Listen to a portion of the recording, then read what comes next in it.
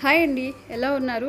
గోంగూర బోటి కూర ఎలా చేయాలో చూసేద్దామండి. ముందుగా స్టవ్ ఆన్ చేసి బాండి పెట్టుకుని 1 కప్ ఆయిల్ వేసుకోండి. ఆయిల్ వేడయ్యాక ఆనియన్స్, మిర్చి వేసుకుని బాగా ఫ్రై చేసుకోవాలి. ముందుగా బోటీని తీసుకుని బాగా వాష్ చేసి పెట్టిన బోటీని ఒక పొంగు వచ్చే వరకు బాగా కుక్ చేసుకోండి.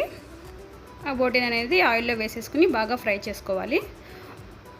1 కేజీ బోటీకి 2 కట్టల గోంగూర అయితే సరిపోతుందండి. నీట్గా వాష్ చేసి పెట్టిన గోంగూరని తీసుకుని ఒక బాండీలో వేసుకోవాలి. బాండీలో వేసుకుని కొంచెం వాటర్ వేసుకుని కుక్ చేసుకోండి.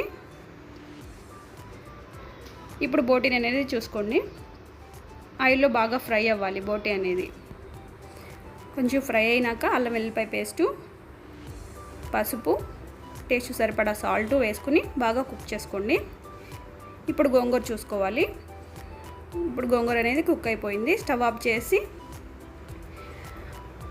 కచ్చపిచ్చిగా మిక్సీ పట్టేసుకోండి.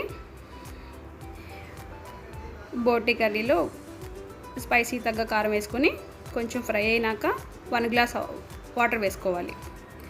వాటర్ వేసుకొని ఒక 10 మినిట్స్ అనేది కుక్ చేసుకోండి.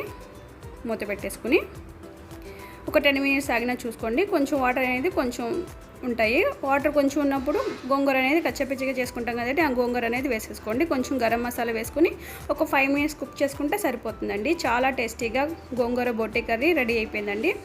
చాలా సింపుల్గా అయిపోతుంది. చూసారు కదండి, గోంగూర బోటి కర్రీ చాలా simple. Thank you for watching.